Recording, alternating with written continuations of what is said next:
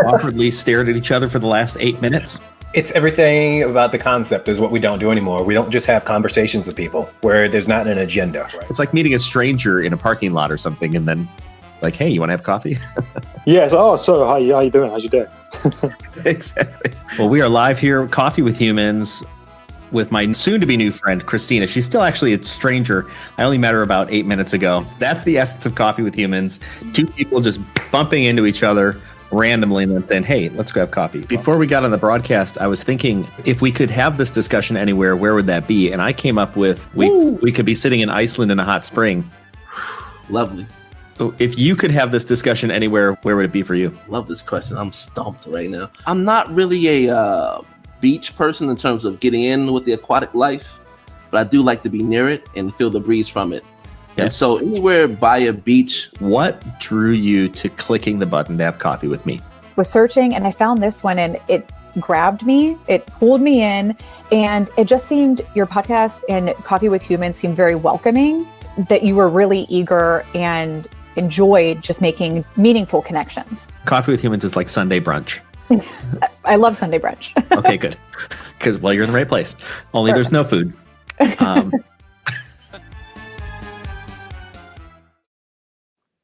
You've done it again. We are live here with Coffee with Humans with my new friend, Melissa. Melissa, welcome to Coffee with Humans. Hi, I'm so excited. Jazz hands. Jazz hands. Jazz hands. That's how excited I am to be here. Wow. That's impressive. I know. First time ever having jazz hands on here? I think so. I'm going to say yes. See, I'm special. You know what? You truly are. I believe it. So I'm welcome to Coffee with Humans. I'm curious. We need to get this out of the way. Sometimes I forget to ask. We just met each other, so I don't know where you're located. I've done zero research on you. Where are you? Well, I am from Salt Lake City, Utah, in the States. Okay. All right. I'm from near Chicago. Oh, nice. Yes. In a town that very few people know. We are. But I was in Salt Lake. Oh, I've got a story about Salt Lake City. I was saying karaoke in Salt Lake City. And it was a great time. mean, Utah has a lot of quirky things about it. And karaoke is definitely one of those quirky little things. You either love it or you hate it, right? Yeah. I think it might have been a year ago. A little over a year ago. I was in Salt Lake City on business and went out with the folks I was with after the fact and went to a karaoke bar called the Tabernacle. Ah, yes. Yeah, with the dueling pianos. It was great. So we showed up the first night, sang karaoke, was fun. And then we went a second night. We thought, well, we'll go back the next night. Went back the second night, and there was no karaoke. They were doing like art. They had these like painting thing. We walked in, everybody's doing painting, and it's like wine and painting. I don't know. It's paint night. Yeah. Yeah. Do you go to paint night? They do different nights. I haven't done paint night. I actually, funny enough, went with my mother to a similar thing, but it was for like putting succulents in like a terrarium thing, and you got to drink while you're doing it. But my mother is actually Mormon, which I don't know if you know anything about Mormons, but they don't drink. A little bit. So yeah. When you go and you do this at a bar, but unfortunately no drinking was happening because I was with my Mormon mother. So fun times. Lots of fun. Yeah. I thought it was hilarious to name a bar the Tabernacle when the Tabernacle is down the street. Yeah. I thought it was pretty funny.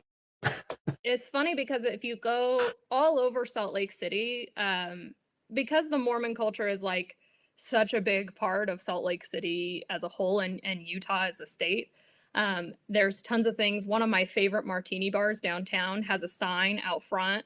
It's literally like right by the temple. And so it has a sign that points one direction that says alcohol and the other direction says temple. And it's just the funniest thing. And they have even name tags that are from the church, but that are the bartenders' names. And so you'll find little things like that, like all over Salt Lake City, where people are just like super subtly like making fun of Yeah. this weird underlying culture that we have. So it's interesting. It's interesting. It did. to get It was my everywhere. interpretation that and I didn't have a lot of time to get around. And now I was at conferences during the day, and then dinners and drinks at night. Mhm. And it did seem that the culture was split. There might not be a middle ground in Salt Lake City. It was either you're you're for the Mormon Church or really not for it. Yes. And Yeah. I found the distinction to be interesting. Yeah. In Utah, in general, the Mormons here are very staunch. So you are either in or you're out, and there really is no like, oh, we go to like with Catholics, for example, it's like, oh, we go to church on Easter Sunday and Christmas, and like sometimes we observe Lent or I don't know, whatever it is, so they're half in and half out. With the Mormon Church, at least in Utah, I've heard it's different in some other states, but in Utah, you're either in or you're out. It's very like black and white. So provides for an interesting culture and lots of fun while drinking. So can't complain, right? Well, this is fun. I've been in your hometown. You grew up in Salt Lake City, I'm assuming? I did. Yep. I'm super boring. So I grew up here and I stayed here. Ta-da! Well, jazz hands. You can't be that boring. Listen, I try to bring some pop to my life, because I don't have many like interesting stories, right? Like I grew up in a 2-parent household with loving parents in the same place, stayed here, I live in the suburbs. Like I'm just kind of boring. So jazz hands. Pretty straight-laced. Right? Yeah. Yeah, well, good. However you need to work it out in your life is totally fine with me. Because Coffee with Humans is a safe space. This is a no judgment zone. So when we go live, we just set up this little no judgment zone right around us, so we can talk about anything you like. That makes me very excited, because sometimes things can get a little quirky with me, but that's part of being raised in a very vanilla environment. So we're stepping outside of that. Yes, I do agree with this. So we've covered that you're in Salt Lake City. We've covered that your mother's Mormon. We've been in the same bar. Do you sing karaoke? Are you a karaoke person or no? Oh no! Listen, I have one of those voices that only a mother could love. So karaoke's not my jam. Well, I sang. What's the song? Why are there so many songs about rainbows? I sang that, the one that Kermit the Frog sings. Yes, I sang that. Familiar. Yeah, I sang that in there was a different bar that we went to the second night I was there, down the street. I don't even know where I was at exactly. Yeah, maybe dark. It was super dark. It's like really dark inside, and I don't know. Dark. You're like, yeah, no, you're like, have you been to a bar? All the Mormons so that they don't get in trouble. Well, wherever it was at, they had a big wall of liquor. It sort of sounds like every other bar, right? Big wall of liquor, dark, and music. So that covers it. But I sang as Kermit at that bar. I was like, why are there so many songs about rainbows? And what's on the other side? And we had the whole place going. This is the highlight of my life. I feel like we could just do this whole entire conversation where you sing like Kermit the Frog. I would be more than happy to do this. Do you play a piano? You like play an instrument? Piano, guitar, flute?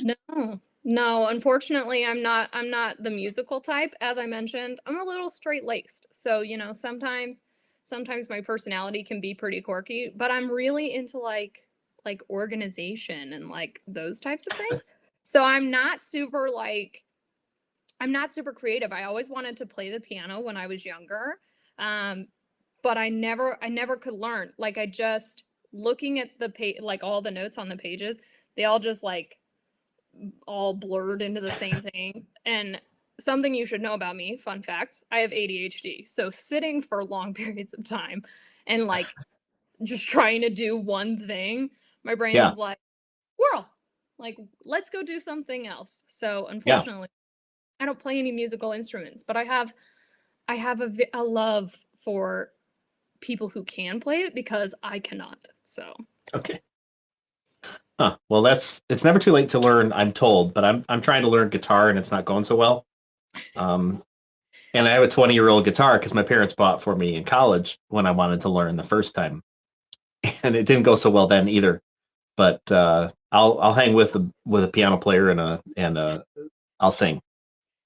I tried to learn Spanish on more than one occasion in my adult life because I'm married to a man who's from Peru. And both times, actually, no, sorry, 3 times. I've tried 3 different times. I'm still maybe 50-50. Like I can start a conversation, but I can't finish it. I always like to tell people I speak enough Spanish to get myself in trouble. And that's about it. So I have a hard time believing that that old dogs can learn new tricks, if you will. I tend to think people are a little more set in their ways, unfortunately. From what I hear about you, you could use a little more trouble in your life. So use that Spanish to your advantage and get yourself in trouble. Yeah. So why did you choose to click the button to have coffee with me? Yeah, so funny enough, I actually have a friend who was on this show and she talked about how much fun she had. And I really enjoy talking to other people, especially people who are also business owners of some sort.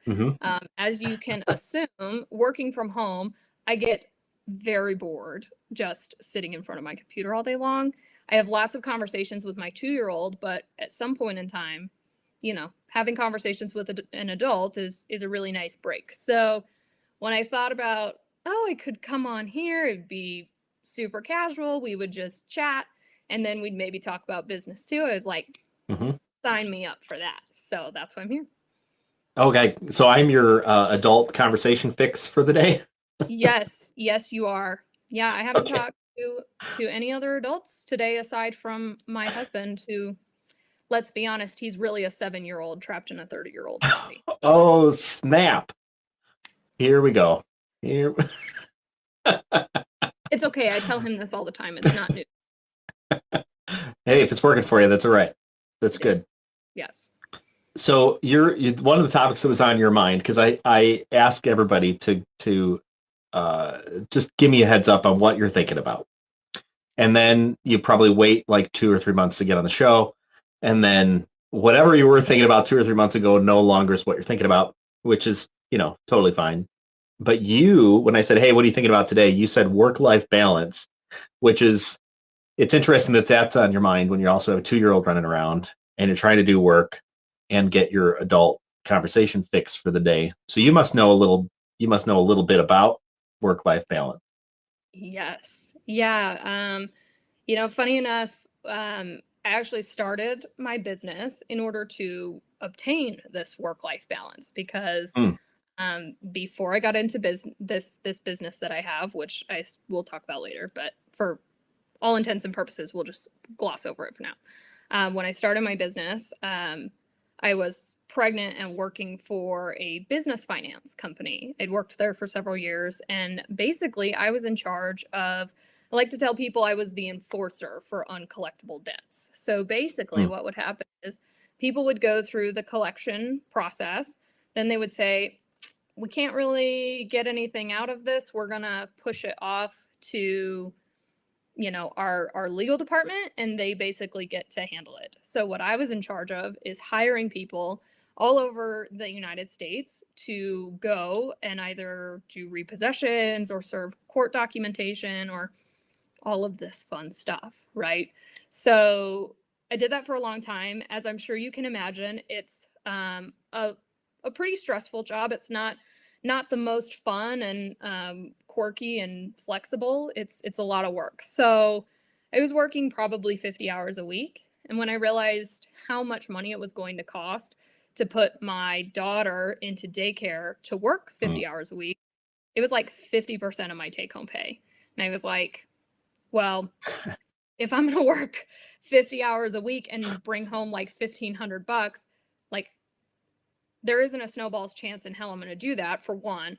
And for two, like I can make $1,500 in a business. Like I have enough faith in myself that I feel like I could bring in $1,500 working less hours than that in a business. So I basically decided to start my business in an attempt to get this work-life balance and be able to raise a child and have a life. And I enjoy traveling a lot because, as I mentioned, I've lived here my whole entire life, and so I like to get out and go experience other places.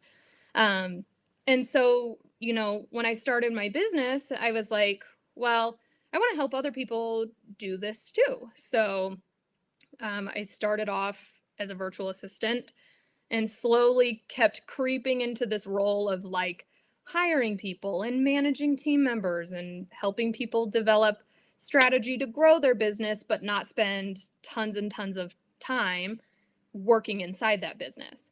So a lot of what I do is also helping people achieve this work-life balance. And so for me, it's one of those things where helping somebody get to this point where they can have work-life balance, it's almost like unlocking this door, and all of a sudden you open it up and it's like, oh my gosh, I've been locked in a closet my entire life and there's all this other stuff to do. And it's just, I can't even explain to you like what it feels like to help facilitate this like aha moment of like, oh my gosh, I don't have to work 12-hour days just to like make enough money to pay my bills, pay my business expenses, and have a little bit of money left over. Like I can travel, I can go and do these things, I can go on vacation, I can take days off just because I want to or because my kid is sick, and my business isn't going to literally implode over it. So it's something I thoroughly enjoy doing, but I also have practical application here in my own life. So yeah, fun time. It must give you a leg up to, I would assume it gives you a leg up to be able to live the life and then craft your own life, because it seems that talk is cheap, but doing it is everything. And you would, I would think, be able to help somebody else do it much better because you are in the middle of doing it. Yeah, absolutely. You know, it's I think it's always really nice to work with people who like understand the problem and the solution, right? So it's great to have somebody who says, "Hey, I know how to solve your problem," but if they've never actually experienced your problem, it can be a little touch and go of like, do they actually know how to solve my problem, or do they just think on paper they know how to solve my problem? Because there's a real difference between on paper and practical application, right? So for me, it's really nice because I can tell people like, hey, I have done this for not only myself, but you know, now I can also say I've done it for other people, where we build out standard operating procedures, we hire the appropriate team members, we put, you know, systems in place that support your business in order to actually like go and take a week off. Like you can take a week off and you don't have to take your laptop with you. When I tell people this, they're like, I don't have to take my laptop with me on vacation? Are you serious? I'm like, yes, you don't have to. There are ways that we can structure your business, and I'm living proof of it, and so are my clients, that if you lay the correct foundation, it's absolutely feasible for you to be the owner of the business, but also take time off that is completely detached from any type of electronic device or any connection to your business. Like you don't have to be available to people 24/7. And it's really, really empowering to give people that flexibility, because I think most entrepreneurs start their business under this ideology of like, I want more work-life balance, I want more flexibility, I want to be able to enjoy my life. So that's what I do. I help people enjoy their life. Well, there you go. That's a worthwhile thing. I mean, there's all sorts of communication out there that spans the gamut. I mean, you've got the Elon Musks who put in 100+ hours a week probably, and family. How does family fit into that? I don't know. I don't have an answer for it. Then you've got folks on the other side, which is, we need to focus only on family or whatever we call this life thing, Mhm. and work has to take a backseat.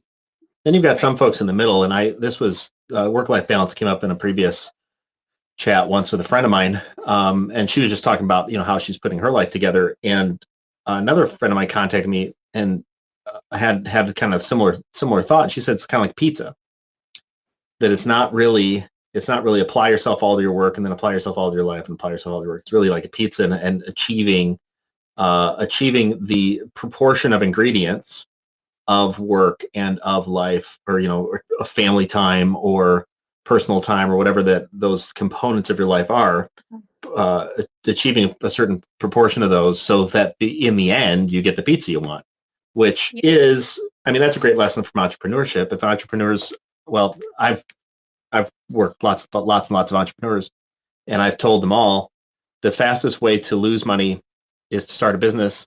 The fastest way to get money is to get a job. And That's true. and so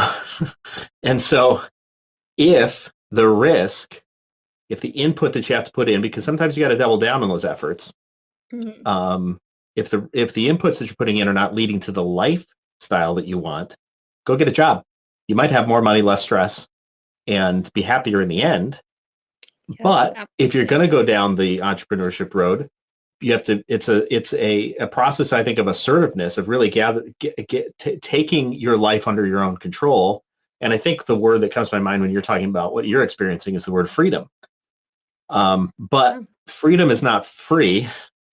It just costs you something different, and so you become a slave to other things. There are other constraints which you experience, which a person who goes off and works for somebody else doesn't experience. Or the idea that you're going to be an entrepreneur, you work for yourself, is bullshit. You're an entrepreneur, which means you work for everybody. You Exactly. used to have one. You used to have one boss, and now you got 600. Yep. Um, I could which is not a have said different that better lifestyle, myself. Absolutely. It's so true.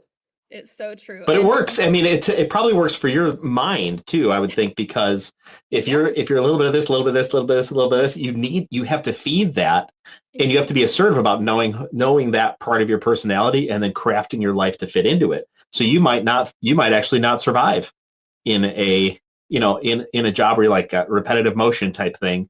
oh, I can't. I could Your tell brain probably would die. I could tell you some stories.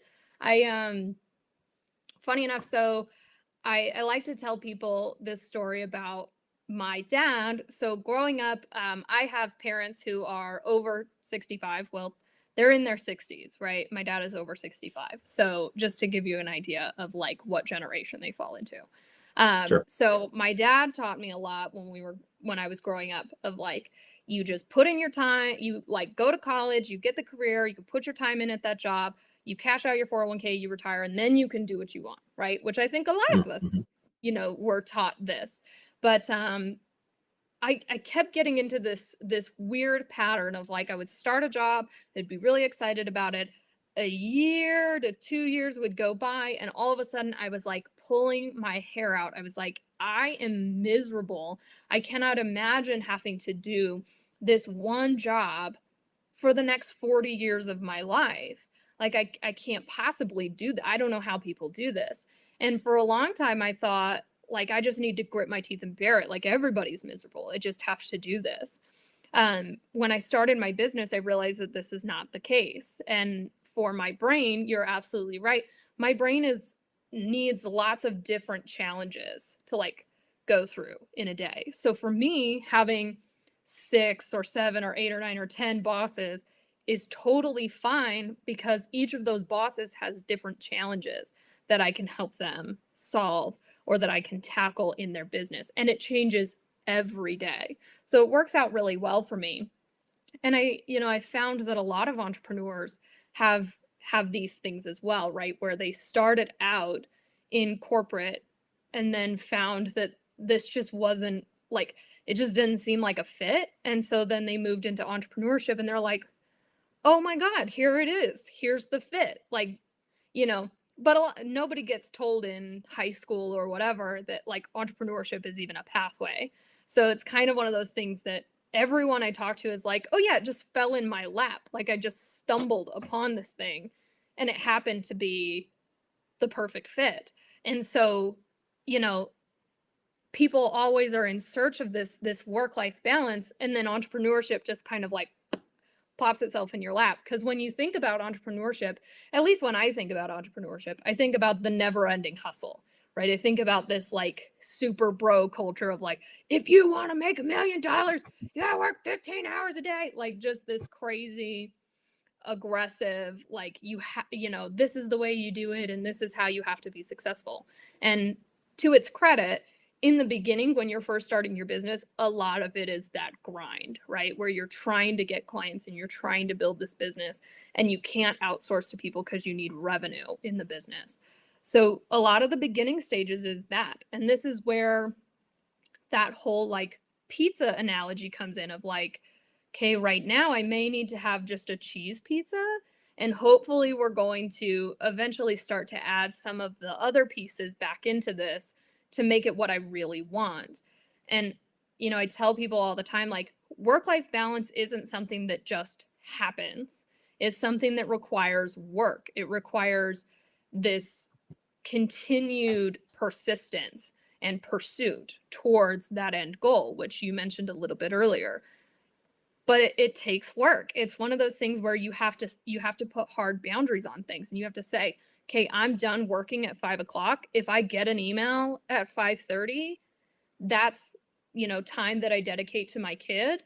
It will not be interrupted by work, and vice versa. Of like, granted, with kids, you have to be a little bit more flexible. Like sometimes you have to take, day, like sometimes they get sick and you have to take a day off, and that's just how it goes. But having, quiet hours for your business, and you say these are dedicated work hours versus these are dedicated family hours, I've found this works for most people in really working towards achieving that work-life balance. And I say work because it's work. You have to be constantly saying to yourself, like, no, I'm not going to answer this email at 5:30. I stop work at 5. I'm not going to do it. And sometimes you just have to put your phone away and say, I'm not doing it. I'm putting the phone down. I'm not doing it. But it's not always easy. It's not always sunshine and rainbows over here. Yeah. So Totally. It takes a lot of self-management and sometimes parenting. Well, first of all, it takes a lot of parenting to be an adult. Parenting of oneself first, and then parenting of the others who seem to continue on after us, it seems. Right. And then the management of our lives is it's a real thing. There's a lot of moving parts, and not everybody's cut out necessarily to work in all those little moving parts. Mm-hmm. It seems to me another thing that comes to my mind is the idea that a lot of entrepreneurs end up doing things that they don't like and they are no good at. Right. And at the intersection of the things you don't like and you're no good at is failure. So as fast as you humanly can is trust a bit of a process and figure out what the things I don't like and I'm no good at, who does like them and who is good at them around me, right. And learn to give those things away, which is a process. It's a discipline. Yeah. And it's also, before it becomes a discipline, as it becomes a discipline, it's a real learning process for a lot of people. I know it, and I know it is for me. Yeah, absolutely. The first person that I hired, I tell this story a lot because I think a lot of people don't really understand. Not only is it difficult for you to actually let go of things, but it can also be really difficult to accurately give that person the support and instructions that they need to be successful. So a lot of people hire somebody and then that person is set up for failure, and they end up getting to this place where they're like, see, I knew that I could just do it better myself. And that's that's not going to help you in business. And so I have to a lot of times pull people off that ledge and say, okay, how did we set this person up for success? Were you actually prepared to hire this person? Did you have trainings for them? Did you set clear expectations of deliverables, like things that they were in charge of? There's a lot that goes into hiring somebody, which I did not know when I hired my first person, which was a virtual assistant. I hired this person. I really, really liked her. She seemed great on paper. We had a really good personality match, but it was my first time hiring somebody, so I had no idea really what I was looking for. It was just like, this person has an awesome resume, and I really like her personality, so we're going to give it a go. I had no SOPs in place, standard operating procedures. I had a task management like system, to keep track of what she was assigned and what she was doing. But I had no like quality check process in place. A lot of what I ended up doing was like just throwing things at her, and I was like, please take this, like, please just get it off my plate, which I think a lot of people do. Like when you're ready to hire somebody, a lot of times you're bursting at the seams and you're like, please God, just take this off my plate. Like I'm dying. But you're inevitably setting people up for failure. So this person that I hired, she actually ended up ghosting me completely with an outstanding invoice. So she was invoicing me, like she was working and then sending me an invoice for the hours. Well, she had done the work, but she never sent me the invoice. And I just never heard from her.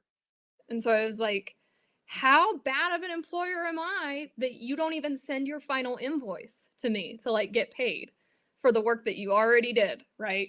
And so it caused this serious like introspection of like how do I become not only a better leader for this person, but how do I set this person up for success, right? Because I've worked in crappy corporate jobs where I felt like I wasn't set up for success and I didn't want to be this person.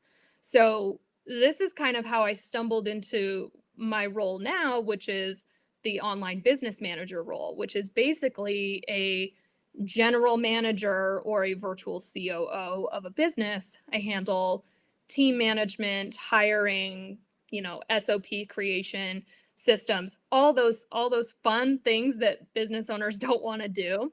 Those are the things that I take care of. So having this really terrible first hiring experience is what really opened my eyes to like, okay, you have to know how to hire people correctly. Otherwise, you're going to waste obscene amounts of time training this person, getting them onboarded, having them make tons of mistakes, and then inevitably leaving you with like this hurricane in their wake, right? Because you don't know where to even start looking for quality problems. They now have maybe passwords to your things. You have to revoke access. Like it's a big ordeal, which is why I spend a lot of time talking to people about hiring, but in a way that makes sense, right? Don't just like go out and start like, oh, like please take this thing from me. Yeah. It's a process. And it seems when people think about, and I've been there, I've lived this life several times over, in all sorts of ways of success and failure, and it seems to me that when the tendency is, hey, I just need you to take this from me, what's missing, or the thought process that's missing in that is that inherent in that giving away of something that I've not yet put together means that the other person is probably or needs to be more skilled in that area than I am. Mm-hmm. And yet that's another hurdle that people routinely run into, which is hiring anybody who's more skilled. And so the idea, it's like this weird intersection. It's not weird, but it is an intersection of, hey, I need you to take this from me and I want to pay as little as possible for it. Right. So I'm hiring somebody who's just like a gopher, like just go do this. So I'm going to tell you what to do, but I need you to put all this stuff together. And that's not the same individual. Like, I'm a pretty skilled person. So most people can say, hey, just, I just need you to do this and I can figure it out. And, you've been down the road of putting, SOPs in place and then hiring people and putting the whole plan together. Because you've done that, you're probably pretty skilled in that area. Now, when somebody gives it to you and says, hey, I just need you to make sense of this nonsense, right? Then you're probably pretty adept in there, right? That's not the same as just saying, hey, I'm going to go hire some, person off of Upwork and they're a virtual assistant and they're just going to put this whole thing together. No, they're going to execute the plan, but they're probably not the person to put the plan in place. And in fact, those are usually two different personalities. You're probably not the person to execute the plan either, because you're like, you want to move on and on, but you're probably the person to put the plan in place, because you'll give it all that energy. You'll take a lot of different inputs. You'll make sense of them. And then the output will be somebody else who's just like, great, can I just check the boxes and go home? And that, I'm happy.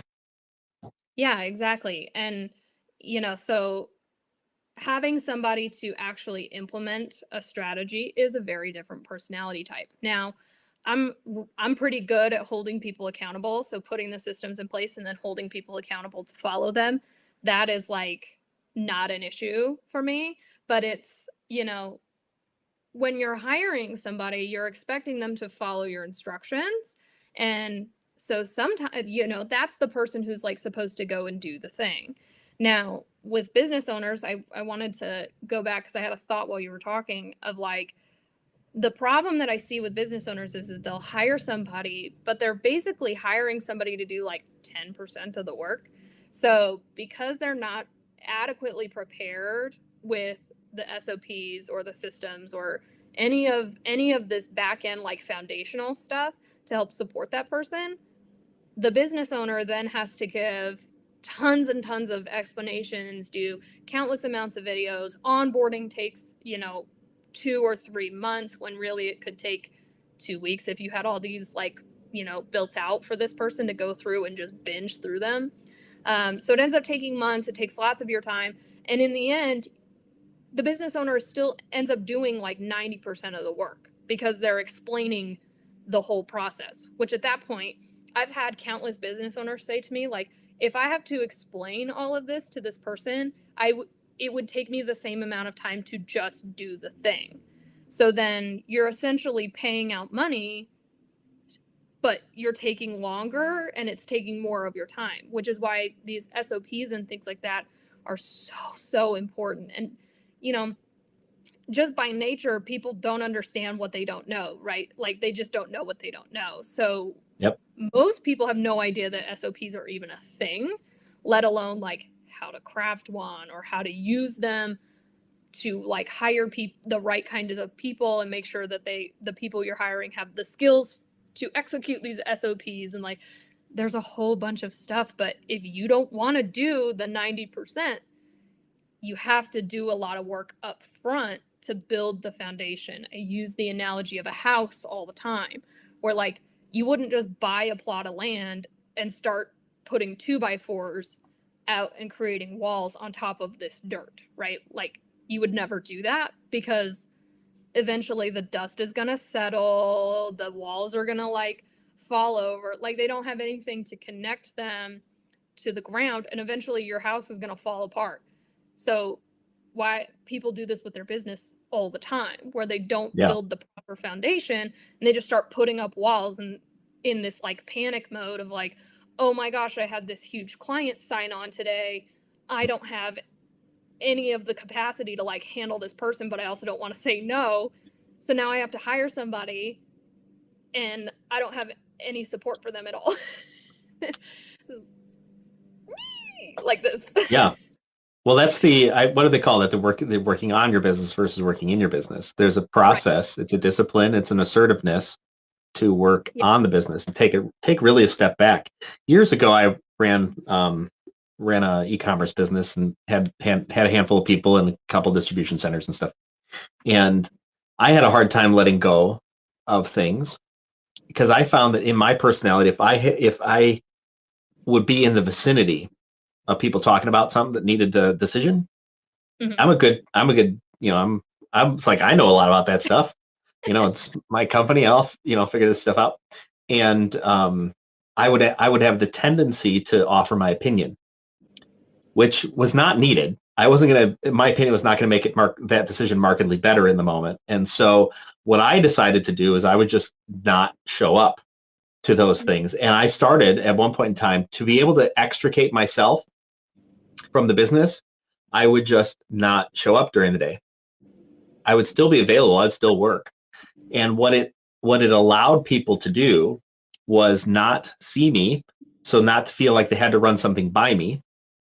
For one, right. They just needed to make a decision. And then it also exposed the areas that I did not see before, that people had real questions like, hey, we can't do this without you here. Oh, great. It seems to me that sometimes the best ways we find those are to deliberately offer an opportunity for something to fail. Right. Yeah, absolutely. And this is kind of where like taking a week vacation comes in, right? If you go on vacation for a week, your business isn't going to implode in a week, especially if you have people working behind the scenes, but it is a really great opportunity to double check and make sure, like, can this business function without me? Can this business keep going? Because, I tell people all the time, like, most of us didn't just start a business to have it like live and die with us, right? Most of us started a business so we could either, not only have the flexibility, but also potentially have this asset that can either be sold or can, be passed down to children or, given to a spouse in the event of our untimely demise, right? Like, it's an asset. And just like a house, like, you want to make sure that asset is protected and that you're taking care of it and doing maintenance on it, right? So we're coming back to the house analogy. Like, if your business was a house, you would want to make sure that it's not going to like fall over if you're not here. So a really great way to do that is by taking a vacation, coincidentally, by actually going out and doing the things that make you happy, things that, help achieve that flexibility in your life. And then coming back and saying, okay, how did it go without me here? Oh, we still had this launch of this product and I was completely off grid. Perfect. Let's keep doing what we're doing. Or, oh my gosh, our website completely crashed and nobody knew how to get into it. Like, I love your house analogy in that circumstance, particularly because there's a funny thought that comes to my mind. So there's in the idea of owning an asset or owning a business or starting a business as an asset. A lot of people don't see it that way. They see it as their like creation and it's my thing and I'm going to hold on to this thing. And instead of taking a step back and say, could this stand on its own and would anybody be interested in it? Right. And one of the best ways to increase the value of an asset is to not have the owner be an integral part of operating the asset, which funny enough that you're using this house analogy because all sorts of houses are sold at high prices because the previous owner leaves. How many of us would buy a house where the previous owner would keep a room there and be like, I'm gonna be here for a while. I might just clean up after you. Would be like, I'm not buying this house. What's wrong with this person? And structuring a business so that you could leave is the same as trying to sell your house without you having to be there. Yeah, absolutely. And you're totally right. People forget that businesses are assets. They are not only your livelihood in the immediate, right? Like, they not only take care of you in the immediate, but they essentially build this kind of generational wealth, if you will. And if you take care of them the correct way and you build the foundation right and you do all the maintenance and you make sure that the right pieces to help protect that asset exist, then eventually it may get so big that you're like, you know what, I'm gonna sell this thing and we're gonna do something else. And then you've got all of this money that can come in because you've done all the work to set up that foundation. I know a lot of times what'll happen, I have a friend who's also in operations who specifically works on these like merger and acquisition type sales. And she comes in because these people are getting ready to sell their business and they're like, oh, shiz, I don't have SOP. This person's asking for my You can say shit. It's okay. Okay. I had been saying some. I didn't cover that with you. I didn't cover that with you in advance. I apologize. Some people ask that question. You're welcome to. No worries. So they have a real oh shit moment of like, I don't have this person who wants to buy my business wants my operations manual. They want to know how I keep track of everything. Like, they want to know the ins and outs of my business. I don't have this and it could kill the sale. And people pay her a lot of money to come in and do this because they're desperate, right? Which is not a place you want to be. You don't want to be forking out tons of money in an attempt to save this sale. Like, it's, again, like your house. If you do it in advance, if you do it in advance, like you're talking about, you end up living the life, a more free life, not being so tied down to the business in the meantime. And then when you go to exit that business, it's set up for you to just hand over the keys and walk out the door. I think you obviously have, I wouldn't say stumbled upon this, but you put a lot of thought into this. And it seems to be working for your own, for your own life, as well as you're as you're iterating and putting the pieces together, which I'm sure is not always easy. Yes. Yes, it can definitely be challenging. And funny enough, like as a person who creates SOPs and does this for other people, I actually had to outsource the creation of my own SOPs because I Yeah. was simply too close to the business, which I think a lot of people, this kind of goes back to that thought process earlier, where it's like, just because you can do something doesn't mean that you should do something. And just because I can create all my own SOPs doesn't mean that I should create all my own SOPs. You constantly have to ask yourself, like, is this the best use of my time? Well, depending on what you charge per hour, I like to always think of my time as like if I spend an hour on this and I charge, I don't know, $100 an hour, if I was paying somebody else to do this exact same task, how much would I pay them to do this task? Oh, it's Right. a $20 an hour task? Then why am I doing it? So coming to this place of like, should I actually be the one to do these things? And in many cases, the answer is probably no, unless it's like, going out and getting new clients or bringing dollars into the door.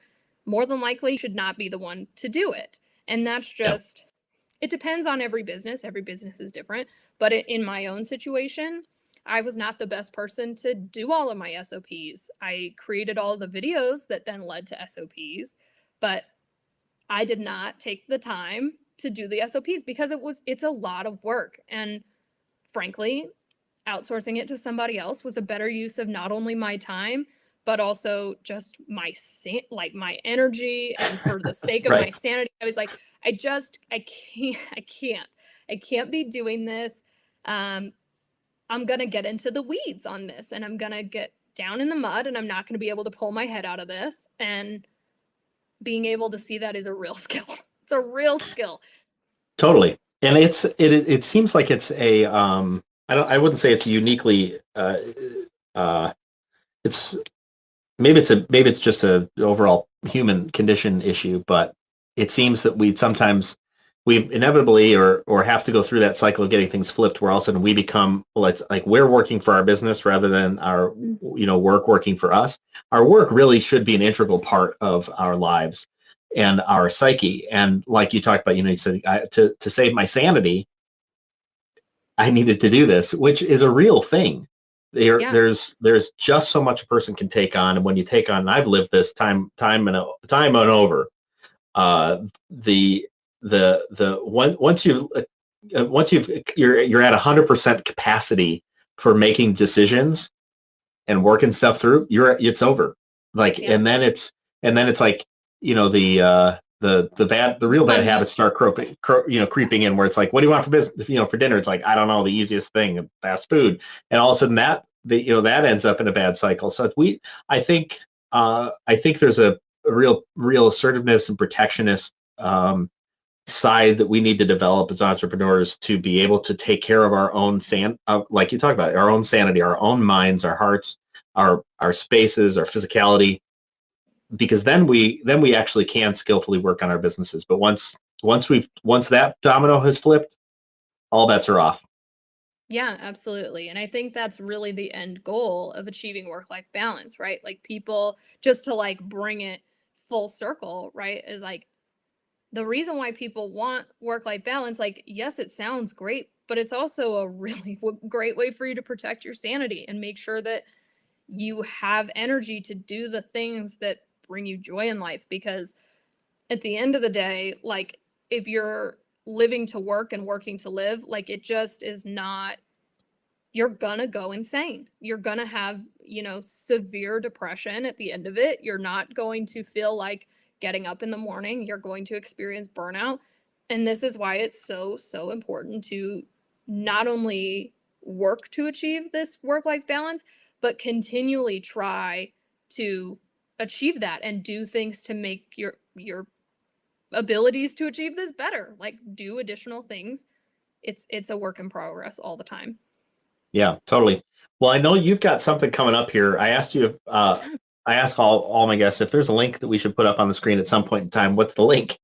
And for our viewers and listeners, thanks so much for joining us. Coffee with Humans is candid live talk show with conversations between strangers who become friends. I knew nothing about Melissa a little less than an hour ago. And we've had, I think, a rousing conversation in the meantime of not only valuable things, but fun and important things to just life in general. So what's this link and why is it there? Yeah. So this is a link to my upcoming live workshop that's going on at the end of the month, where I am covering everything related to outsourcing. So this workshop is titled Outsource to Scale. And I'm basically going to go over some of the nitty gritty of the things we talked about today. So finding the right person to hire, figuring out what it is that you are actually wanting to outsource and can actually afford to outsource, how to interview this person and onboard them in just a matter of days so that you're not wasting tons and tons of time trying to put things together like haphazardly and throwing information at somebody. So this workshop is supposed to teach you how to do this the right way so that you can finally achieve that work-life balance. You can finally hire somebody and start to really scale your business. Wow. That is super valuable. I've started run and even sold some businesses in my time. And I've advised hundreds of entrepreneurs at this point. And what you're talking about, it's near and dear to my heart. I love it. And I'm going to go out on a limb here and believe that you've kind of figured out some secrets that people could learn. And I don't say that because this is a sales show, because it's not. But I do know that any sort of skill development in the area of how to work smarter is super, super important. So I love what you're doing there. It's cool. Yeah. Come and learn from all of my years of mistakes, and I'll teach you all the secrets to avoid them. So it'll be fun. So as we're winding down our time in straight-laced Salt Lake City with vanilla existence, Vanilla. what are you doing for fun? So funny enough, I actually spend a good amount of my time going to the gym and like being fit fam, as my husband likes to call it. So that's something I really enjoy. Before I had kids, I was actually a competitive bodybuilder. So it's something I find, I guess maybe maybe I'm not as vanilla as I let on to be. I don't know.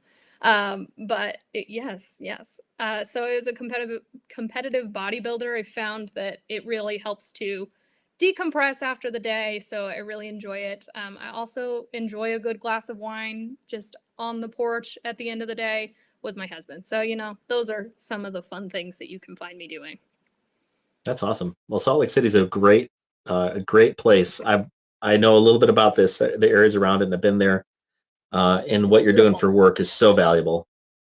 So really, kudos to you for putting that together instead of living an existence that was not serving you.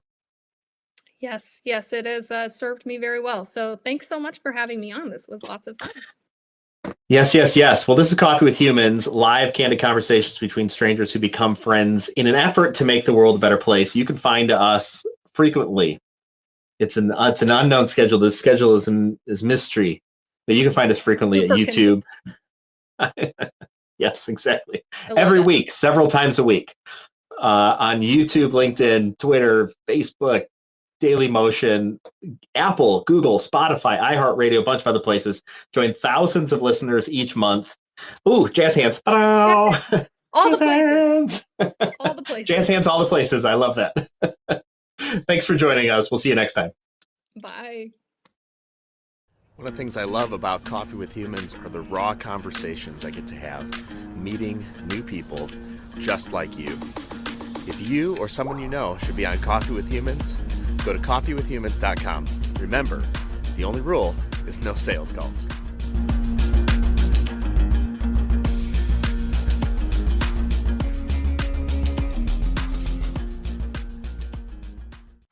This has been Coffee with Humans. Subscribe to get updates or click to have coffee with me. coffeewithhumans.com.